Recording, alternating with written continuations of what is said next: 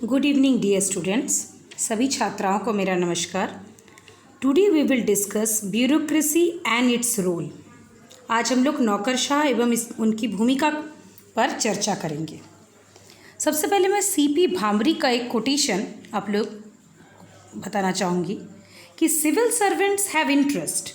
and self-protection of interest is undertaken by highly placed individual officials, and this self-protection of interest brings them into contact with the members of parliament, especially those who can articulate their interests in the democratic system. This fact has been underscored because Indians have been fed on the British theory of neutrality of civil services in politics, a fact which has been exploded by this case. All organized groups have their political activity. Bureaucracy cannot be an exception. जैसे कि बाकी नागरिक सेवाओं में होता है, सबके अपने हित होते हैं और सब लोग अपने स्वहितों का संरक्षण करते हैं, और कोई भी व्यक्तिक अधिकारी अपने हितों का संरक्षण करने के लिए वो सांसदों से संपर्क में आ सकते हैं, और विशेषकर वो अपने जो एक प्रजातांत्रिक व्यवस्था के अंतर्गत कार्य कर रहे हैं तो अपने हितों को अभिव्यक्त करने के लिए ये उनके लिए आवश्यक भी बन जाता है। तो इस चीज़ को हमारी व्यवस्था ने भी स्वीकार किया है, और यही कारण है कि भारत ने जो ब्रिटिश सिस्टम का जो थ्योरी है कि नागरिक सेवा में लगे लोग राजनीति में तटस्थता की भूमिका निभाएंगे, उस चीज़ को पूरी तरह से रखने की कोशिश की है। और कोशिश तो की गई है सैद्धांतिक रूप से, लेकिन वास्तव में वो अपने हितों को पूर्ति के लिए सक्रिय हो भी सकते हैं, क्योंकि सबकी अपनी कुछ राजनीतिक गतिविधियां होती है और हम ब्यूरोक्रेसी को उससे बाहर नहीं रख सकते हैं। तो इसलिए ये समझना बहुत ज़रूरी है इंडियन कॉन्टेक्स्ट में। सबसे पहले हम लोग समझेंगे कि ब्यूरोक्रेसी क्या है। ठीक है, what do you mean by bureaucracy. अब जैसे कि स्टैंडर्ड व्यू पॉइंट है ब्यूरोक्रेसी को लेकर, जिसको कि German socialist German Samajwadi max weber ने प्रोजेक्ट किया है, उन्होंने इसको प्रतिपादित किया है। और वो आइडियल ऑर्गेनाइजेशन कि कैसे एक आइडियल ऑर्गेनाइजेशन का इलस्ट्रेशन वो करते हैं, उसका उदाहरण देते हैं, जो कि पूरी तरह से रैशनल यानी विवेक संबद्ध होना चाहिए, और वो मैक्सिमम एफिशिएंसी ऑफ फंक्शन यानी कार्य करने में अत्यधिक दक्षता जब दिखाएंगे तब हम उसको मानेंगे कि ये एक प्रॉपर स्ट्रॉन्ग ब्यूरोक्रेटिक सिस्टम है। और मैक्स वेबर ने जो ब्यूरोक्रेसी का जो आधारभूत स्तंभ है उसमें कुछ इम्पॉर्टेंट पॉइंट्स पर फोकस किया है, जैसे कि डिवीज़न ऑफ लेबर यानी श्रम का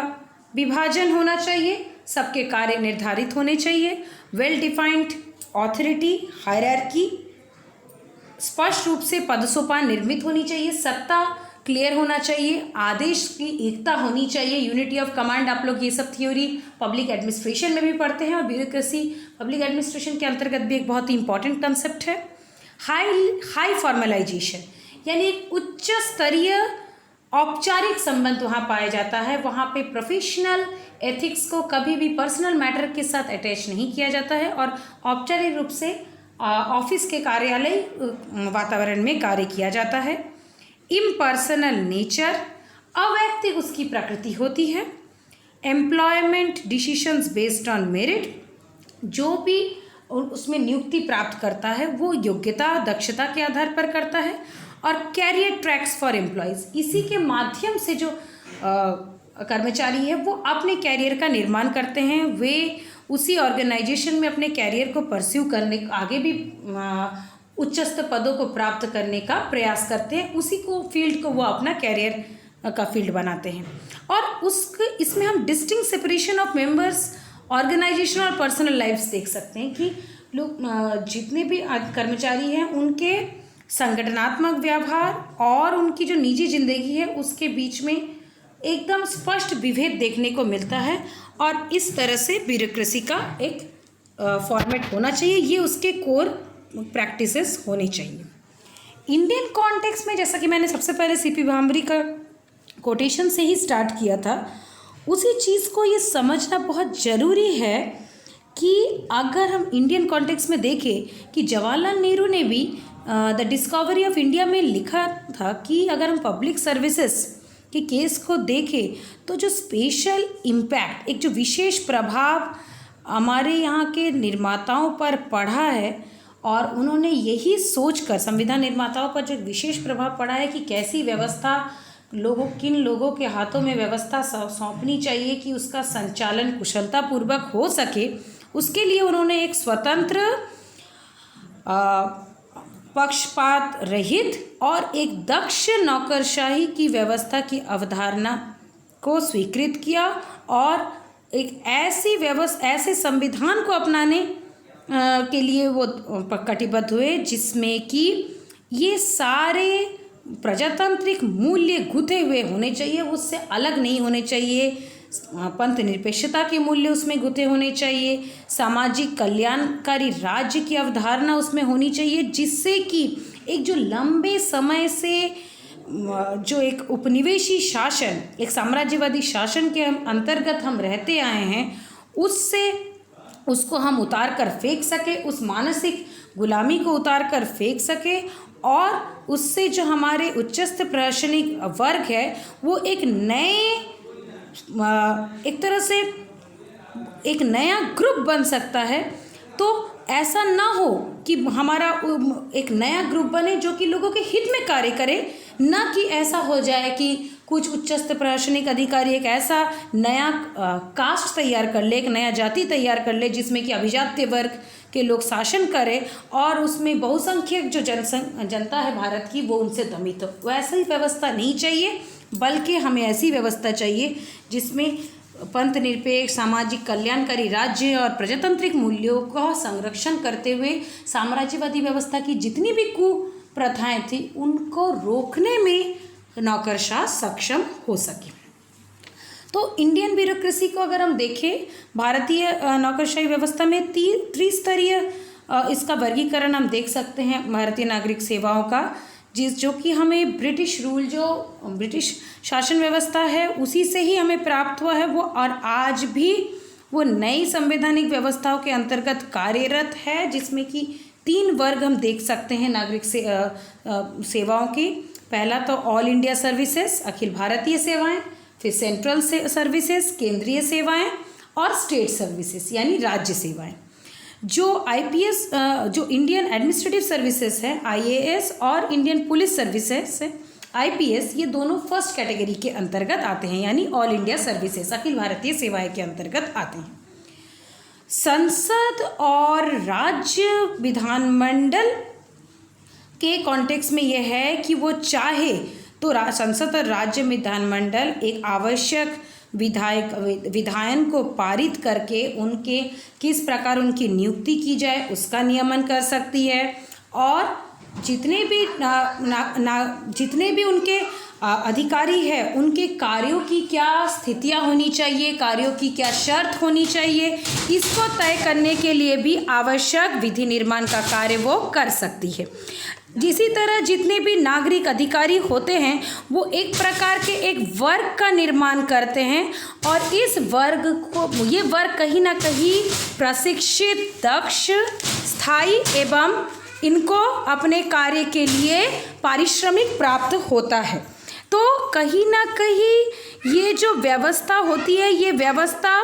प्रतिस्पर्धा मूलक परीक्षाओं पर आधारित होती है, जिसके आधार पर नागरिक सेवा जो आपके के लिए लोगों का चयन किया जाता है, और ये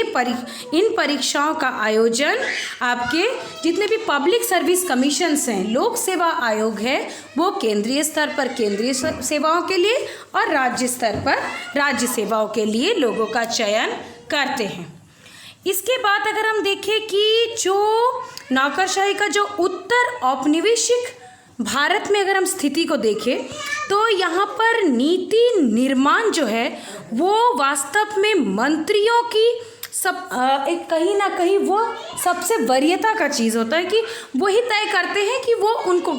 करना है, लेकिन वास्तव में मंत्री दक्ष नहीं होते हैं। मंत्री दक्ष न होने के कारण क्या है कि वो उनको अब वो तो जर्नलिस्ट होते हैं, तो उनको स्पेशलिस्ट जो ओपिनियन है हर विषय पर, वो पूरा ड्राफ्ट जो है वो ब्यूरोक्रेट से तैयार करते हैं। तो इस तरह से नागरिक अधिकारियों को जो आवश्यक जो सूचनाएं हैं और जो सहायता है वो कहीं ना कहीं कौन प्रदान करता है? उनको जितने नौकरशाही है, जो प्रशासनिक अधिकारी है, वो प्रदान करते हैं। जो इतने भी प्रशासनिक सेवाओं में जो लोग होते हैं वो पद सोपान पर आधारित होते हैं और उसके आधार पर ही उनका संगठन होता है। तो इस तरह से ये एक बहुत ही स्पष्ट व्यवस्था है जिसमें कि कौन सुपीरियर होगा, कौन अधिकारी होगा और कौन सबऑर्डिनेट होगा, कौन अधीनस्थ होगा, उनके बीच संबंध कैसे होंगे और किस प्रकार से निम्न स्तर के अधिकारियों के ऊपर उच्च स्तर अधिकारियों का नियंत्रण रहेगा, वो निरीक्षण करेंगे, उनका सुपरविज़न बना रहेगा। इसकी पूरी परिपाटी निर्मित की जाती है। इसी तरह जितने भी प्रशासनिक अधिकारी होते हैं उनका एक और जो महत्वपूर्ण विशेषता है वो है एनोनिमिटी, यानी वो आपके लाइमलाइट पे नहीं आएंगे, उनके बारे में लोग नहीं जानेंगे, वो पृष्ठभूमि में रहकर कार्य करेंगे उनके बारे में। क्योंकि कोई भी नीति निर्मित होती है रेल मंत्रालय की तो हम रेल मंत्री को जानते हैं, उसके पीछे किस IPS ऑफिसर ने उसको निर्मित किया है उसके बारे में हम कंफर्म नहीं रहते हैं कि कौन इसके पीछे है। तो जितने भी विधेयक होते हैं वो जब संसद में प्रस्तुत किए जाते हैं, वास्तव में वो जितने विधेयक हैं वो सब जो नागरिक सेवा के से जुड़े अधिकारी नौकरशाह द्वारा ही निर्मित किए जाते हैं। तो इस प्रकार भारत में जो नौकरशाही है ये कहीं ना कहीं जो स्वतंत्रता के पहले से काल से ही भारतीय नौकरशाही व्यवस्था में औपचारिकतावाद को, औपचारिक संबंधों को बनाए रखने पर बल दिया जाता है। साथ ही अवैयक्तिक रूप से वो काम करते हैं और सुरक्षा की दृष्टिकोण को भी ध्यान में रखते हुए एक चीज़ है कि वो नियम कानून के अनुसार चलते हैं। तो अपनी तरफ से इनिशिएटिव लेने की प्रैक्टिसेस का यहाँ पर हमें कमी देखने को मिलती है। अब इसके कॉन्टेक्स्ट में जो नॉर्थ कोस्ट ट्रेवेलियन कमेटी थी ये एस्टैब्लिश हुई थी। इसने सिविल सर्विसेज जो ब्रिटिश एम्पायर के समय में एस्टैब्लिश हुआ था, उस समय ये कमेटी एस्टैब्लिश की गई थी और इस कमेटी को एक तरह से माना जाता है कि जो establishment of British civil services जो ब्रिटिश एम्पायर के दौरान हुआ था वो हुआ था इस कमेटी के रिकमेंडेशन की वजह से। नॉर्थ कोस्ट ट्रेवेलियन कमेटी के रिकमेंडेशन के आधार पर ही वो अपॉइंटमेंट किया गया था, जो कि ये ट्रेवेलियन कमेटी जिसको कि लॉर्ड ग्लैडस्टोन ने अपॉइंट किया था, जो कि उस समय चांसलर थे स्केचर के, और वो इंक्वायरी को किए और उसके आधार पर उन्होंने एक रिपोर्ट तैयार की कि किस प्रकार से स्थायी नागरिक अधिकार सेवाओं के लिए ग्रेट ब्रिटेन में व्यवस्था की जाए। और उसी रिपोर्ट के आधार पर ही जो व्यवस्था ब्रिटेन के लिए नॉर्थ कोस्ट ट्रेवेलियन कमेटी ने इस्टेब्लिश की थी, उसी व्यवस्था को भारतीय परिप्रेक्ष्य में भी स्वीकार किया गया और ये व्यवस्था हमारे यहाँ अपनाई गई। और जो अब हम आते हैं कि इंडियन कॉन्टेक्स्ट में जो यूनियन पब्लिक कमीशन कार्य करती है, तो इनका जो मेन पर्पस है कि वो सेवाओं में भर्ती का काम और नागरिक सेवा के जितने भी लोग हैं नौकरशाहियों के नियम, उनके नियम कानूनों का नियमन करना, और ये सारा कार्य UPSC करती है। और आर्टिकल 315 में जो भारत के संविधान में ये स्पष्ट रूप से उल्लेखित है कि UPSC केंद्रीय स्तर पर कार्य करेगी और PCS प्रत्येक राज्य स्तर पर कार्य करेगी। और लगभग प्रत्येक पब्लिक सर्विस कमीशन के जो आधे सदस्य होंगे वो कम से कम उनकी अपॉइंटमेंट के डेट तक, उस जो भी रेस्पेक्टिव अपॉइंटमेंट होते हैं उससे पहले तक कम से कम 10 साल का उनको अनुभव प्राप्त होना चाहिए कि वो सरकार के कार्य के अंतर्गत कार्य करते आए, यानी सरकारी सेवाओं के अंतर्गत वो कार्य करते आए हैं, ये व्यवस्था होनी चाहिए। ये सारा निर्देश पब्लिक सर्विस कमीशन के प्रॉपरली दे दिया गया है। अब अगर हम थोड़ा सा पब्लिक सर्विस कमीशंस के फंक्शंस को देख लें तो जैसे वो एग्ज़ाम्स कराती है रिटन के साथ ओरल पर्सनालिटी टेस्ट, और जिससे कि अपॉइंटमेंट्स की जो भी सर्विसेज में रिक्वायरमेंट्स हैं उसके अकॉर्डिंग अपॉइंटमेंट्स की जा सके। साथ ही कोई भी मैटर अगर उनको रेफ़र किया जाता है प्रेसिडेंट के द्वारा या गवर्नर के द्वारा, उस कॉन्टेक्स्ट में वो एडवाइस देती है। साथ ही कुछ और एडिशनल उनके फंक्शंस होते हैं जो कि हो सकता है कि पार्लियामेंट या स्टेट लेजिस्लेचर ने कोई एक्ट पास किया है, उसके आधार पर यूनियन या स्टेट गवर्नमेंट की कुछ सर्विसेज क्रिएट करने के या किसी के सुपरविज़न के कॉन्टेक्स्ट में ये उसका देखरेख करने का काम से देखती है। साथ ही एक वार्षिक रिपोर्ट बनाकर वो प्रेसिडेंट या गवर्नर के सामने रखने का कार्य, और अगर उससे संबंधित कुछ अपने सुझाव देने हो ये कार्य करती है। और एक रिपोर्ट बनाकर प्रेसिडेंट गवर्नर को देने के साथ ये भी है कि कोई भी मैटर जो कि नियुक्ति से संबंधित हो, कोई ऐसा सिद्धांत जो कि फॉलो किया जा रहा है नियुक्ति के समय या प्रमोशन और ट्रांसफ़र की कॉन्टेक्स्ट में, या किस प्रकार की भाषा का प्रयोग, किन किन भाषाओं का प्रयोग परीक्षाओं में हो, और कोई भी अनुशासनात्मक मामलों से संबंधित कोई निर्णय जो कि किसी सरकार को प्रभावित करती है, या किसी पिटीशन या कोई मेमोरेंडम से संबंधित कोई मैटर हो, या कोई भी ऐसा क्लेम हो जो कोई व्यक्ति करता है या जो कि सर्विस में है या जो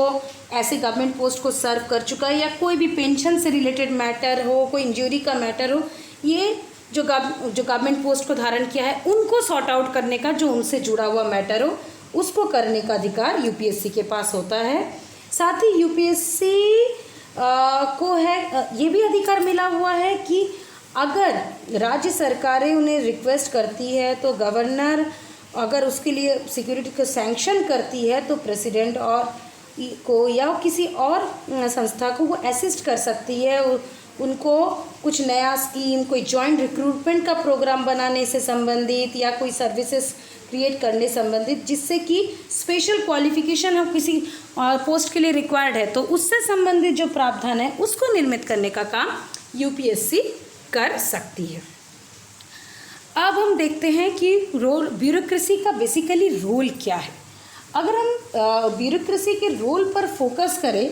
तो पाएंगे कि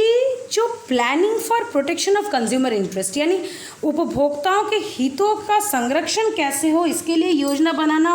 और ऐसे जितने भी हर्डल्स हैं जिससे कि गुड्स है, सपोर्टेड लीगल फ्रेमवर्क है, इन सब अच्छे से काम कर सके, इन सब इसके रास्ते में जो भी बाधाएं होती हैं उनको हटाने का काम ब्यूरोक्रेसी करती है। दूसरा जो सोशल इन्वेस्टमेंट का काम है, सोशल इन्वेस्टमेंट मतलब सामाजिक विषयों में निवेश, यानी वो इस प्रकार से गरीबों को स्व विकसित होने के लिए संगठित करे, उनको सहायता प्रदान करे, गवर्नमेंट को सहायता प्रदान करे, और ऐसे ही वॉलेंटरी जो नॉन गवर्नमेंटल ऑर्गेनाइजेशन है उनको सहायता प्रदान करे कि वो किस प्रकार से अपना डेवलपमेंट कर सकते हैं। उसी तरह पॉवर्टी एलिविएशन और सोशल जस्टिस का जो काम है कि गरीबी उन्मूलन और सामाजिक न्याय हेतु वो ऐसे माध्यमों को नौकशा ढूंढे, ऐसे माध्यमों को जिससे कि ये कम से कम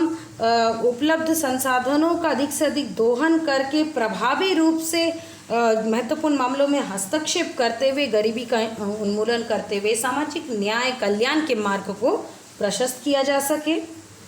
साथ ही जो मोनोपोली टेंडेंसी है इनको कंट्रोल करना, कि जो भी कुछ होते हैं कि अधिकारी में क्या होता है कि एक ब्रिटिश समय से एक प्रैक्टिस चली आ रही है हमारे देश में, साहब कल्चर और बाबू कल्चर। एक साहब कल्चर वो अपने आप को काफ़ी इंपॉर्टेंट पोजीशन के होल्ड होने की वजह से ये माना जाता है कि उनके टेबल से एक पेपर दूसरे टेबल में जाने में काफ़ी टाइम मिलता है। उसी तरह बाबू के पोजीशन पे जो काम करते हैं वो एक बाबू कल्चर को डेवलप करते हैं, वो भी अपने आप को ऑफिस के एक छोटे क्लर्की पोजीशन में होने के बाद भी बहुत इंपॉर्टेंट पोजीशन का मानते हैं। तो ऐसी जो एकाधिकार मूलक जो प्रैक्टिसेस है इनको किस प्रकार नियंत्रित किया जा सके, इनको किस प्रकार नियमित किया जा सके, ये भी एक बहुत बड़ा दायित्व है, एक बहुत बड़ी भूमिका है ब्यूरोक्रेट्स के ऊपर। फिर किस प्रकार से efficient redeployment of resources release from disinvestment in public enterprises, यानी जो सार्वजनिक उपक्रम के क्षेत्रों में विनिवेश द्वारा कुछ संसाधनों का जो निकल कर आते हैं विनिवेश हुआ है तो और उस तरह से उसमें यूज़ नहीं हुआ, तो इस किस प्रकार उनको बाकी जगह में अच्छे से लगाया जा सके उस बचे हुए संसाधनों को, पैसे को, ताकि दूसरे सेक्टरों का डेवलपमेंट हो सके। ये जिम्मेदारी, इसका रोड मैप खाका तैयार करने का काम भी ब्यूरोक्रेट्स पर होता है। साथ ही preparing a perspective plan to formulate views on a longer period of development, यानी एक लंबे समय तक किस प्रकार विकास के तय मानकों को पूरा प्राप्त किया जा सके, उसके लिए एक खाका, उसकी एक रूपरेखा, ब्लूप्रिंट तैयार करने का काम भी ब्यूरोक्रेट्स का होता है। इसके साथ ही रीओरिएंटिंग गवर्नेंस, यानी किस प्रकार सुशासन की व्यवस्था की जाए, यानी प्रशासन को कैसे पुनर्निवेश किया जाए, उसको नव उन्मेषित किया जाए, उसको फिर से दक्ष बनाया जा सके, जिससे कि स्पीडी सर्विस डिलीवरी कर सके, वो जल्दी से जल्दी वन विंडो में ही सारी चीज मैटरों के सॉर्ट आउट का मैकेनिज्म डेवलप हो सके, ये ब्यूरोक्रेट्स का काम है। फिर review and evaluation of technological development, जितने भी तकनीकी विकास हो रहे हैं उनका पुनरीक्षण करना, उनका मूल्यांकन करना और इसका क्या प्रभाव पड़ रहा है अनएम्प्लॉयमेंट पर, क्या ये टेक्नोलॉजिकल डेवलपमेंट उसमें सपोर्ट कर रहा है या कहीं ना कहीं उससे मैन पावर को हम कर्टेल करके मैकेनाइजेशन की ओर बढ़ रहे हैं, उससे दिक्कतें हो रही है, उन सबको रिव्यू करना, उनका एनालिसिस करने का काम ब्यूरोक्रेट्स का रहता है। साथ ही reorientation of development politics, programmes and projects, यानी जितने भी विकास से मूलक राजनीति से संबंधित कार्यक्रम है, प्रोजेक्ट है, परियोजनाएं हैं, इन सबको नव उन्मेषित करना, इनको पुनः एक नई शक्ति और ऊर्जा के साथ कार्य में लगाना, जिससे कि डेवलपमेंट का जो ओरिएंटेशन है वो काफ़ी पॉजिटिव वे में बढ़े, ना कि वो डिपेंडेंस ओरिएंटेड हो जाए, किसी पर निर्भरता के आधार पर विकास ना हो, बल्कि स्व विकास के रास्तों को और मजबूत किया जा सके, जिससे कि पीपल टू पीपल इंस्टीट्यूशंस बने और छोटे छोटे इंस्टीट्यूशन के माध्यम से पीपल एम्पावर हो और उसके द्वारा वो काफ़ी एक स्ट्रांग अपना एक ग्रुप बनाकर अपना डेवलपमेंट कर सके। अब ये बात आती है कि जो अब उनके भी जो रोल है ना, ब्यूरोक्रेट्स के रोल में काफ़ी चेंजेस आते रहे, जैसे प्लानिंग उनका एक बहुत इंपॉर्टेंट रोल है, लेकिन इस प्लानिंग में भी काफ़ी रोल आता जा रहा है, खासकर जब से ये 1990s के बाद से, जब एलपीजी यानी ग्लोबलाइजेशन, प्राइवेटाइजेशन, लिबरलाइजेशन के दौर में जो withering away of the state, rolling back of the state का कंसेप्ट आया कि अब राज्य पीछे हट रहा है, तो जो बिग गवर्नमेंट का जो कंसेप्ट है वो डिक्लाइन हो रहा है, पब्लिक सेक्टर्स धीरे धीरे सिकुड़ रहे हैं, प्राइवेट एंटरप्राइजेस का प्रश्रय बढ़ रहा है, पीपीपी मॉडल पर बात हो रही है, तो इससे ब्यूरोक्रेट्स भी अफेक्टेड हुए हैं और इसी का रिजल्ट है कि अब जो ज़रूरत महसूस की जा रही है कि वो उत्तरदायी, एम्पैथेटिक, यानी थोड़ी सी करुणा उनके अंदर होनी चाहिए और कॉम्पिटिटिव ब्यूरोक्रेटिक मैकेनिज्म, साथ ही प्रतिस्पर्धा मूलक जो प्रशासनिक ढांचा है, मशीनरी है, वो कार्य करे, जिससे वो client oriented, effective, efficient service delivery mechanism के रूप में काम कर सके। और साथ ही एडमिनिस्ट्रेटिव रिफॉर्म, प्रशासनिक सुधार पर सबसे ज़्यादा फोकस किया जा रहा है। आप लोग जानती होंगे कि फर्स्ट एडमिनिस्ट्रेटिव रिफॉर्म कमेटी आई, उसके रिकमेंडेशंस को काफ़ी कुछ इंप्लीमेंट किया गया। फिर 2008 में सेकेंड एडमिनिस्ट्रेटिव रिफॉर्म कमेटी आती है, वो कुछ इंपॉर्टेंट रिकमेंडेशन देती है जिससे कि एक्टिव होकर एडमिनिस्ट्रेशन काम करे। क्योंकि अब क्या हो रहा है कि ब्यूरोक्रेट्स का जो पहले की जो साइज थी या उनकी अथॉरिटी थी, पावर था, उनका स्टेटस था, उसमें काफ़ी कुछ उसमें पतन हो रहा है। तो इससे क्या है, जो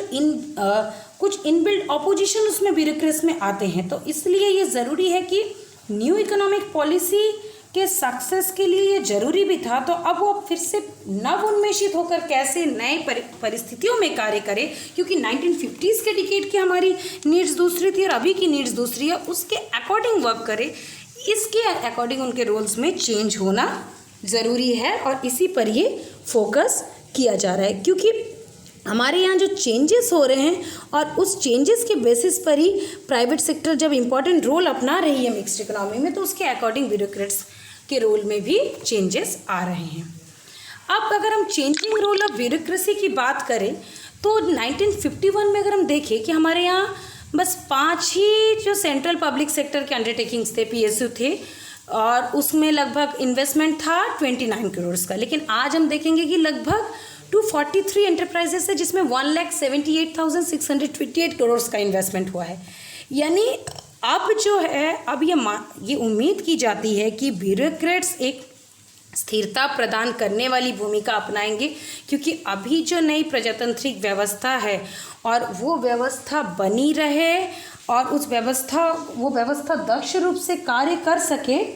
उसके लिए भी ज़रूरी है कि वो नई आवश्यकता के अनुसार अपना रीओरिएंटेशन करें। साथ ही जो मिनिस्टर्स और ब्यूरोक्रेट्स के जो संबंध है, जो कि ले और एक्सपर्ट के एलिमेंट है, क्योंकि लेमैन है मिनिस्टर्स और एक्सपर्ट है ब्यूरोक्रेट्स, वो संबंध भी ऐसे हो कि उसमें पॉजिटिव चीज़ें होनी चाहिए। क्योंकि जो रिलेशनशिप है ये कहीं से भी सबऑर्डिनेशन का नहीं होना चाहिए। जब तक इनके बीच में हार्मोनियस रिलेशन नहीं होगा तो जो जनरल पर्पस है कि एक एफिशिएंट एडमिनिस्ट्रेशन कंट्री को मिल सके, वो फुलफिल नहीं हो पाएगा। इसी तरह होता क्या है ना कि मिनिस्टर्स भी चाहते हैं कि ब्यूरोक्रेट्स उनके कंट्रोल में रहे, और लेकिन ये चीज़ नहीं होनी चाहिए। और सबसे बड़ा फैक्टर है कि पॉलिटिशियन और ब्यूरोक्रेट्स का जो रिलेशन है ये एक बहुत इम्पॉर्टेंट इसलिए भी रोल प्ले करता है क्योंकि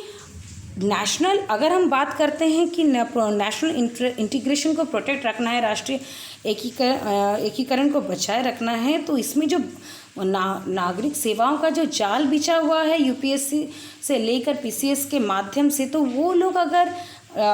अकाउंटेबिलिटी और रिस्पॉन्सिबिलिटी के साथ काम करेंगे तभी ये सिस्टम प्रॉपरली वर्क कर सकता है। इसलिए जब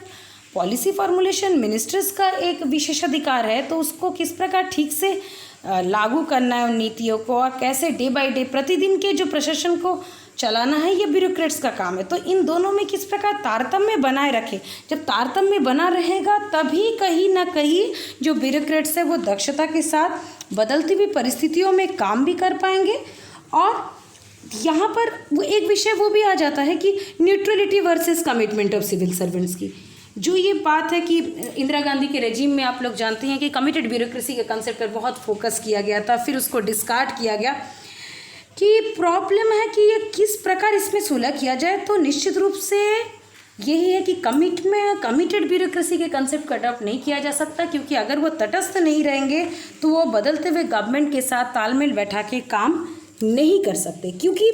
जो इंडियन ब्यूरोक्रेसी है वो भी तो एक इंटरेस्ट ग्रुप की तरह काम करती है, उसके भी अपने राइट्स है, तो वो भी अपने राइट्स को डे टू डे के प्रैक्टिसेस में प्रोटेक्ट करने की पूरी कोशिश करेंगे। तो इसलिए ये एक बहुत बड़ा फैक्टर है कि पब्लिक सेक्टर में इंडिपेंडेंस होनी चाहिए कि वो स्वतंत्र रूप से काम करे, और उसमें अगर हम कमिटमेंट के फैक्टर को प्रेशराइज करके उसमें डालने का कोशिश किया जाएगा तो कहीं ना कहीं ब्यूरोक्रेट्स अपने वर्क को प्रॉपरली काम नहीं कर पाएंगे। इसलिए ये बहुत ज़रूरी है कि अनकमिटेड पब्लिक सर्विसेज होने चाहिए कि उसमें गवर्नमेंट के प्रति कोई कमिटमेंट नहीं होना चाहिए, प्रॉपरली पॉलिसीज़ के इम्प्लीमेंटेशन का काम उनका होना चाहिए। इसी कॉन्टेक्स्ट में एक सतीश चंद्र कमेटी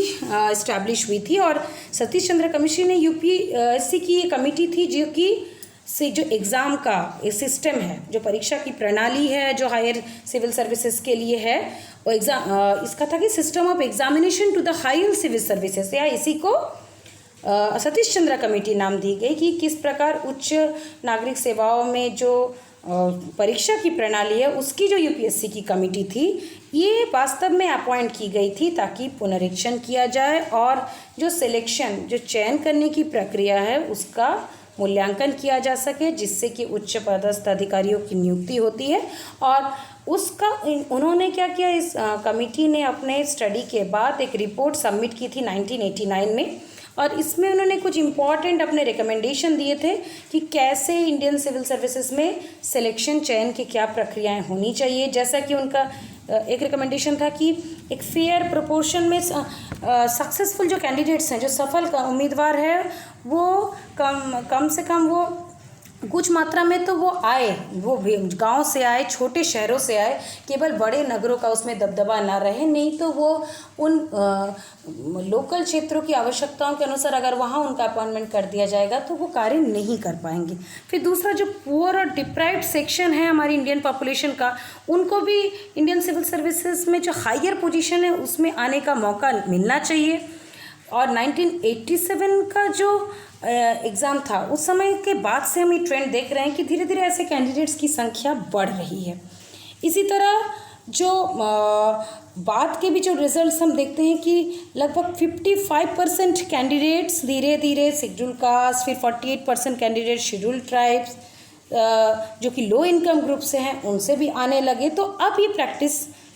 इस रिकमेंडेशन के बाद से इम्प्लीमेंट हो रही है। और वोमेन कैंडिडेट्स भी धीरे धीरे उनको इंक्रीज़ किया जाए, उनकी संख्या बढ़े और महिलाओं को भी इस क्षेत्र में किसी प्रकार का डिस्क्रिमिनेशन उनके साथ ना किया जाए, इक्वल अपॉर्चुनिटी प्रोवाइड किया जाए, ये भी इनका एक रिकमेंडेशन था। तो इन जनरल अगर हम देखें तो जो पब्लिक सर्विसेज हैं ये स्वतंत्र और कहीं ना कहीं निष्पक्ष रूप से कार्य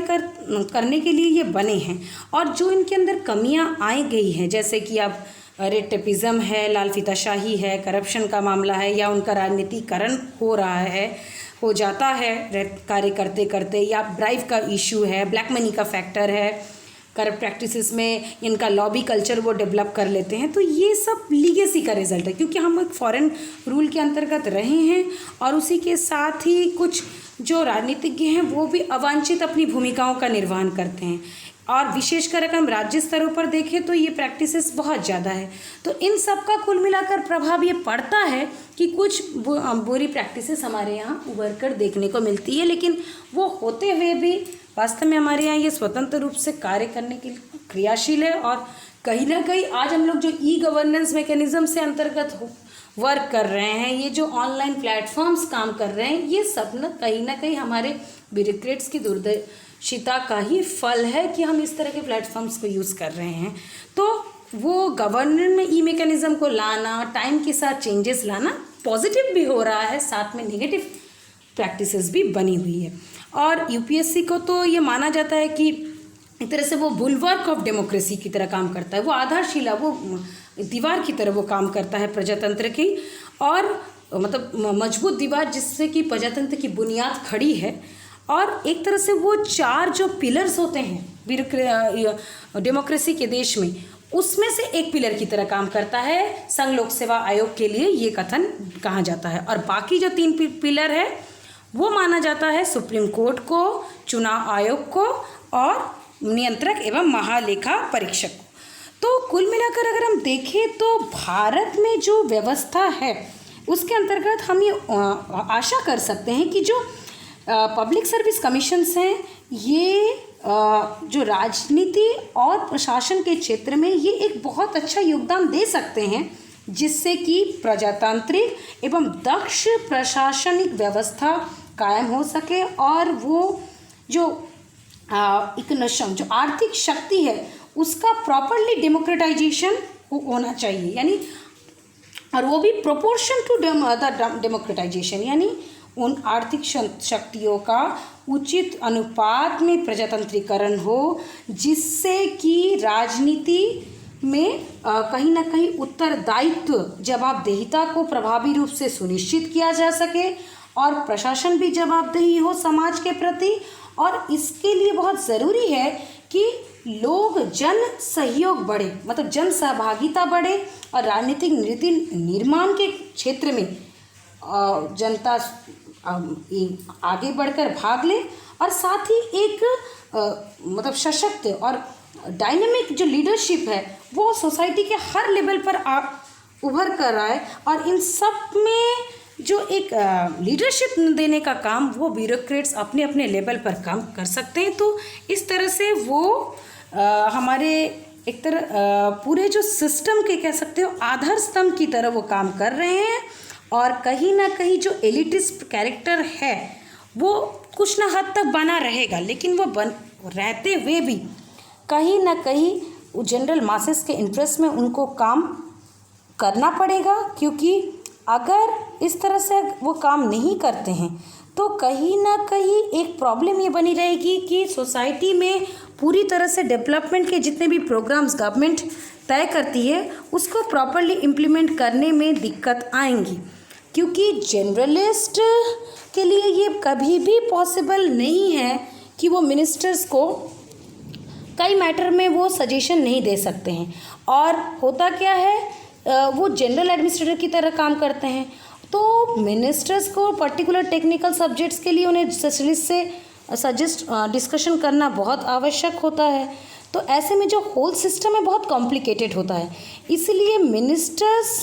को स्पेशलिस्ट से गाइडेड होना पड़ेगा। और ब्यूरोक्रेट्स, जो मैक्स वेबर ने जो कोर बताया था कि न्यूट्रल होकर इम्पर्सनल होकर तटस्थ रूप से वो कार्य करे, efficient effective client oriented practices में इंडल्ज हो, तो उन प्रैक्टिसेस को